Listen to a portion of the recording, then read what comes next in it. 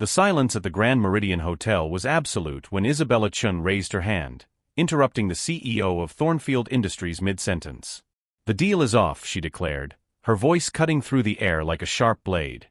"Effective immediately. The $100 million your family so desperately needs? It won't be coming from Quantum Ventures." Thomas Thornfield paled. Beside him, his wife Victoria gripped the edge of the table. In the front row, their daughter Natalie, just 16, covered her mouth with her hands. "You can't do this," Thomas whispered, panic tinging his voice. "We have a verbal agreement. Our lawyers." "Your lawyers can review the conduct clause I inserted into all my preliminary contracts," Isabella cut him off, her dark eyes gleaming under the conference hall lights. "Discriminatory behavior or harassment of any kind gives me the right to immediate termination. Without penalties." Cell phone cameras captured every second. Investors whispered fiercely. The room, minutes before filled with anticipation for the biggest corporate deal of the year, now pulsed with shock and confusion. "But how did we get here?" you must be asking. 3 hours earlier. Isabella Chun, 38, adjusted the pearl necklace that belonged to her grandmother as she looked at her reflection in the hotel bathroom mirror. CEO of Quantum Ventures since age 29, she had transformed a tech startup into a $2 billion investment empire. Tonight was supposed to be simple, a charity gala dinner, closing the $100 million deal with Thornfield Industries, and going home. But Isabella had learned a long time ago that nothing involving families like the Thornfields was simple. The Grand Meridian was stunning. Crystal chandeliers cast rainbows on the marble walls. Guests in evening wear circulated among tables decorated with white orchids and champagne flutes. Isabella entered the main ballroom, her emerald green silk dress catching glances. She greeted business partners, exchanged cards with other CEOs, always maintaining a professional smile. "Ms. Chun." Victoria Thornfield approached, arms open in fake camaraderie. "What a joy to have you here. My husband is eager to finalize our agreement." "Mrs. Thornfield," Isabella replied cordially, accepting the icy handshake. Natalie Thornfield appeared beside her mother, her light pink dress perfectly matching her designer purse. The teenager examined Isabella from head to toe, her lips curling into something between contempt and amusement. "Mom, is this the woman who's going to save our company?" Natalie asked loud enough for nearby guests to hear. "Natalie," Victoria chided unconvincingly, a smile playing on her lips. Isabella maintained a neutral expression, although her corporate survival instincts were already on high alert. Years of navigating boardrooms full of hostile white men had sharpened her ability to detect danger. "Excuse me," she said politely, walking toward the bar. That's when it happened. Isabella was reaching for a glass of water when she felt something cold and sticky pour over her head. The liquid ran down her face, soaking her carefully styled hair, staining her silk dress dark red. Cranberry juice. Judging by the smell and color. Laughter erupted behind her. Isabella turned slowly, drops running from her eyebrows, and found Natalie Thornfield holding an empty glass, a malicious smirk plastered on her face. "Oops," Natalie said, without a shred of remorse. "How clumsy of me." Victoria and Thomas Thornfield were a few feet away, and instead of horror, Isabella saw amusement. Victoria covered her mouth, but her shoulders shook with laughter. Thomas wiped his eyes, trying and failing to maintain his composure. "Natalie, darling, you need to be more careful," Victoria said between giggles, already raising her phone to take a picture. Dozens of other guests did the same. Flashes exploded. Isabella's humiliation was being documented in real time, ready to go viral in minutes. But Isabella didn't move. She didn't scream. She didn't cry. She just stood there, cranberry juice dripping from her chin, while an entire room of rich and powerful people laughed at her degradation. What none of them knew, neither the spoiled girl who had just assaulted her dignity, nor the parents who found it funny, nor the guests filming, was that Isabella Chun wasn't surprised. In fact, she was counting on it. If you're enjoying this story, don't forget to subscribe to the channel. What happens next will surprise you. Isabella remained motionless for 5 full seconds. Long enough for all the cameras to capture the moment. Long enough for Natalie's smile to widen even more. Then calmly, she took a napkin offered by a mortified waiter and wiped her face with deliberate movements. "Interesting," Isabella murmured, low enough for only the nearby Thornfields to hear. Very interesting. She walked toward the restroom as whispers exploded behind her. In the empty corridor, she finally allowed a small smile to curve her lips. Inside the marble restroom, Isabella opened her purse and took out a second dress, identical to the first, still tagged. She always carried a backup. Always. As she changed, her phone vibrated. A text message from an unknown number. We got everything. Perfect angles. Clean audio. Upload complete in 90 seconds.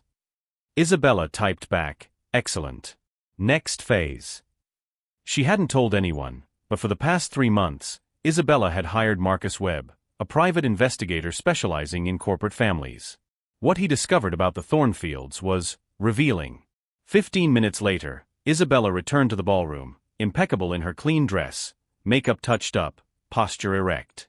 Conversations subsided as she passed. Some guests looked away, embarrassed. Others still whispered, cell phones in hand.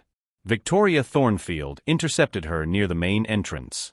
Ms. Chun, about the little incident, she began, her voice dripping with fake concern. Natalie can be impulsive sometimes. Teenagers, you know how it is. Of course, Isabella replied smoothly. Accidents happen. The visible relief on Victoria's face was almost comical. I'm so glad you understand. So about the deal. We'll discuss it over dinner, Isabella cut her off gently. I'm looking forward to our conversation. Formal dinner began at 8 p.m. Isabella was directed to the main table, strategically seated between Thomas Thornfield and an important investor. Natalie was 3 chairs to the right, still smiling with self-satisfaction. So Ms. Chun, Thomas began as the first course was served. My lawyers have prepared the final documents. Can we sign tonight? Perhaps, Isabella said, delicately cutting her salmon. First, I'd like to ask a few questions. Thomas frowned. Questions? We've already discussed all the terms. About your company. Specifically, about your corporate culture. Isabella took a sip of water, her eyes fixed on him. How many black executives do you have at Thornfield Industries? Thomas's fork paused in the air. I'm not sure of the exact numbers. 0, Isabella said calmly. In 40 years of operation, you have never promoted a single black executive above the regional management level. Well, that's because, the qualifications. Thomas stammered. And how many labor lawsuits have been settled confidentially in the last 5 years? Color drained from Thomas's face. Around the table, conversations stopped. Guests leaned in, realizing something important was happening. I don't know what you're. 12, Isabella continued, her voice still smooth but cutting. 12 employees sued Thornfield Industries for racial discrimination. All settled out of court with heavy non-disclosure agreements. Victoria let out a strangled sound. How do you? And then there's the matter of the $47 million in pension funds that mysteriously disappeared from the employee retirement plan. Isabella placed her napkin on the table. The same $47 million that paid for the Malibu vacation home, the yacht, and your husband's antique car collection. That's defamation. Thomas abruptly stood up, his chair scraping loudly against the floor. You have no proof of. Actually, a deep voice interrupted from the ballroom entrance. She does. Everyone turned. A man in a dark gray suit walked toward the table, a leather briefcase under his arm. Marcus Webb, 52, a former police detective turned private investigator. Who the hell are you? Thomas demanded. Marcus Webb, a private investigator hired by Ms. Chun 3 months ago. He placed the briefcase on the table and opened it, revealing stacks of documents. Here I have bank records, internal emails, witness statements, and audio recordings documenting 15 years of financial fraud and systematic discrimination. Victoria grabbed Thomas's arm. You can't use that.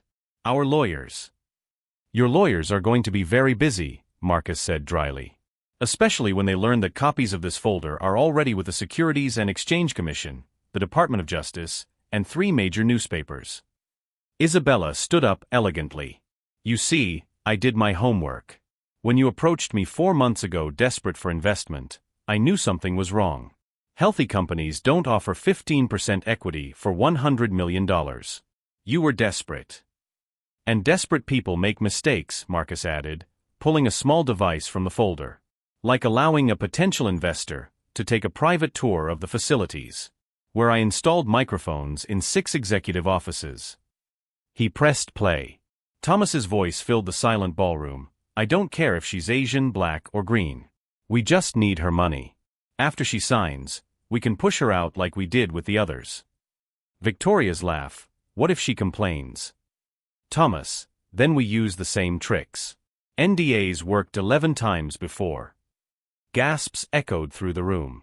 Cell phones went up again, but this time not to humiliate Isabella. To document the Thornfield's fall. Natalie, finally understanding the gravity, let her glass drop. The glass shattered against the plate, crystal scattering. You underestimated me, Isabella said, her voice still calm but laced with power. You thought an Asian woman would be easy to manipulate. You expected me to swallow your daughter's humiliation and still hand over my money. She leaned over the table, eyes fixed on Thomas. But I didn't come here to be saved. I came to expose you. What Isabella didn't reveal at that moment, what no one in the room knew yet, was that Marcus had discovered something even more shocking. Something that would make Natalie's juice attack seem childish by comparison. The Thornfields weren't just stealing pensions and discriminating against employees. They were laundering money for an international criminal network. And in 1 hour, federal agents would enter through the main doors. Thomas Thornfield gripped the edge of the table, his fingers white with effort. You're bluffing. You have no real proof of. Bank transfers to offshore accounts in the Cayman Islands, Marcus interrupted, spreading documents. $23 million over 5 years. Always in amounts below the federal reporting limit. Very meticulous. Victoria tried to grab the papers, but Isabella was faster, covering them with her hand. And there's more, Isabella said, her eyes piercing Thomas. The corporate clients you claim on your tax returns? 7 of them don't exist. They are shell companies registered in Delaware, all created by you to justify dirty money transfers. That's absurd. Victoria screamed, her voice losing all elegance. You can't prove. The double door to the ballroom burst open. 6 federal agents entered, badges shining under the chandeliers. The lead agent, a black woman around 45 with a severe expression, walked directly to the main table. Thomas Thornfield, she announced, her voice echoing through the now absolutely silent ballroom. I am Special Agent Diane Foster, FBI.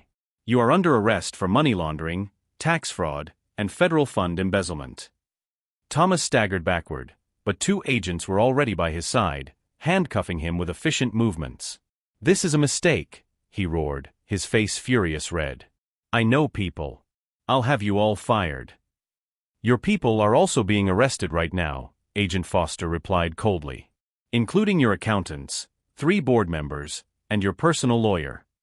Victoria tried to run toward the exit, but a female agent intercepted her gently but firmly. Victoria Thornfield, you are also under arrest. The handcuffs clicked around her wrists as she sobbed uncontrollably, mascara running down her cheeks. Natalie was frozen in her chair, her face white as paper. For the first time all night, there was no arrogance in her expression. Only pure terror. Agent Foster approached her. Natalie Thornfield. You are 16, so you will not be arrested tonight. But there will be consequences for documented assault. She nodded toward Isabella. Ms. Chun has every basis to sue. I didn't know, Natalie whispered, tears finally forming.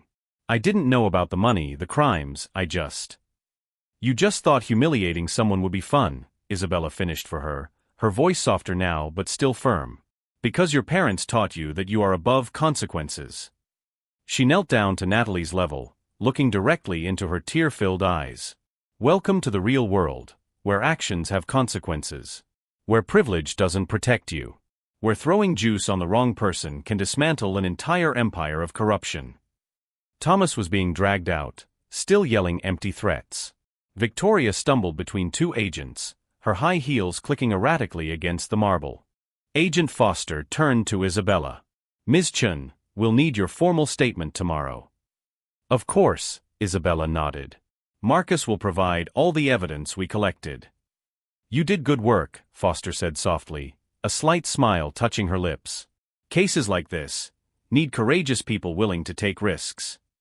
After the agents left with the Thornfields, the ballroom erupted in frantic conversations. Cameras were still recording, capturing every second of the spectacular downfall. Isabella returned to the stage where, ironically, she was supposed to have given a thank you speech for the generous partnership with Thornfield Industries. Ladies and gentlemen, she began, her voice clear and firm. Tonight you witnessed something important.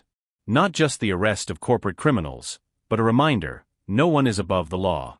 No matter how much money they have, how many connections they possess, or how untouchable they seem. She paused, looking out at faces in the crowd. 3 hours ago, a spoiled teenager threw juice on me because she thought it was funny. Her parents laughed because they thought I wouldn't dare to fight back. They were wrong. Applause started sparsely, then grew into an ovation that shook the walls. Quantum Ventures will not do business with companies that exploit employees, steal pensions, or discriminate based on race. And I will use every penny of the $100 million they desperately needed to create a legal fund for victims of corporate discrimination. The applause became deafening. Marcus approached her as she stepped off the stage. Did you know the feds were coming? Isabella smiled. I contacted them 6 weeks ago. They had been investigating for months, but needed internal proof. I provided it. So you let yourself be humiliated on purpose? I knew people like the Thornfields wouldn't resist the opportunity to degrade me. And I needed it on tape. Character evidence. Her eyes shone. Revenge is not served cold. It's served with irrefutable legal documentation. What Isabella didn't say aloud, what she kept to herself, was that a part of her truly felt pain when that juice ran down her face. When that laughter echoed. But she turned pain into power.